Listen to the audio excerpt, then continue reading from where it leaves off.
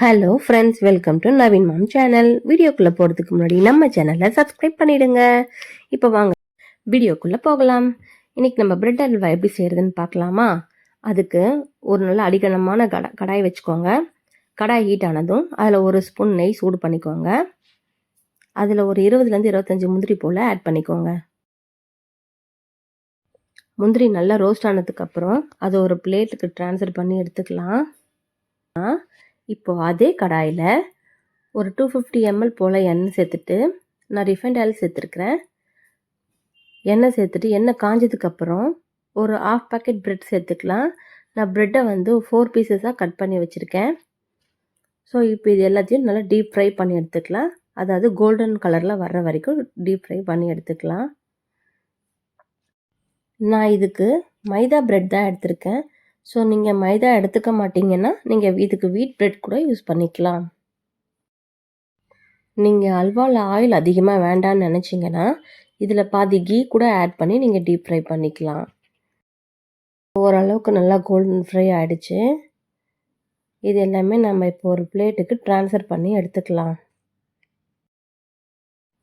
இப்போ கடாய் இல்லைன்னா ஒரு பேனை ஹீட் பண்ணிவிட்டு அதில் ஒரு 750 ml வாட்டர் சேர்த்துக்கலாம்.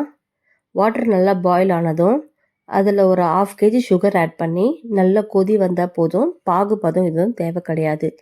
கொதி வந்ததும் நம்ம ஃப்ரை பண்ணி வச்சுருந்த எல்லா ப்ரெட் பீசஸும் அதில் சேர்த்துக்கலாம்.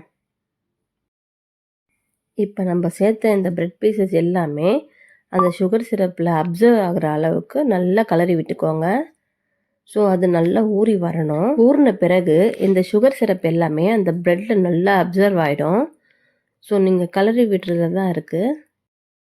ஒரு 2-3 மினிட்ஸ் கழித்து பாருங்கள், இந்த சுகர் சிரப் நல்லா எல்லா ப்ரெட்லேயும் நல்லா அப்சர்வ் ஆகிடுச்சு. இதில் நான் ஒரு 150 கிராம் பால்கோவா சேர்த்துக்கிறேன்.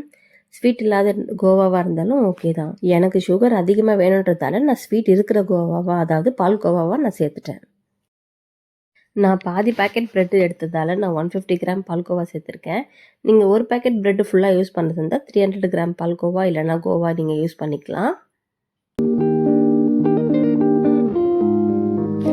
இப்போ நம்ம சேர்த்த இந்த பால்கோவா ஃபுல்லாக கரையிற வரைக்கும் நம்ம நல்லா மிக்ஸ் பண்ணி கொடுக்கணும். ஸோ நீங்கள் இது ஒரு 2-3 மினிட்ஸ் கைவிடாமல் கிண்டிகிட்டே இருக்கணும். நீங்கள் அப்படி கேப் விட்டுட்டிங்கன்னா அடி பிடிச்சிரும். இதுக்கு நீங்கள் நல்லா கனமான பாத்திரமாக யூஸ் பண்ணிங்கன்னா கண்டிப்பாக அடி பிடிக்காது. இப்போ பாருங்கள், பால்கோவா நல்லா மிக்ஸ் ஆகி வந்துடுச்சு.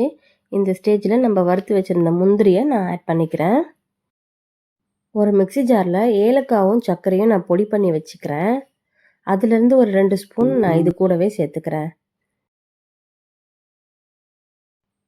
அவ்வளோதான். இதுக்கப்புறம் நல்லா கலரி கொடுக்க வேண்டியது தான். அந்த அல்வாவில் இந்த ப்ரெட் ஸ்லைசஸ் அப்படி இருந்தால் நல்லா தான் இருக்கும். உங்களுக்கு பிடிக்கலன்னா நல்லா உடச்சி அதை கரைச்சி விட்டுருங்க. இந்த ஸ்டேஜில் நான் ஒரு 1/2 டம்ளர் காய்ச்சி ஆற வச்ச பால் சேர்த்துக்கிறேன். உங்களுக்கு அல்வா இன்னும் கொஞ்சம் தனியாக வேணும்னா நீங்கள் இன்னும் ஒரு 1/2 டம்ளர் கூட எக்ஸ்ட்ரா சேர்த்துக்கலாம். பால் சேர்த்துட்டு ஒரு 5 to 6 மினிட்ஸ் அப்படியே சிம்மில் வச்சு கேப் விட்டு கொஞ்சம் கலரி விடுங்க.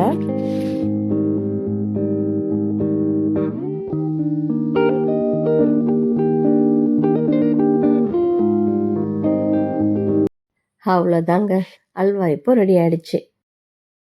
டெக்கரேஷனுக்காக இது மேலே நான் வாட்டர்மெலன் சீட்ஸு தூவி விட்டுக்கிறேன்.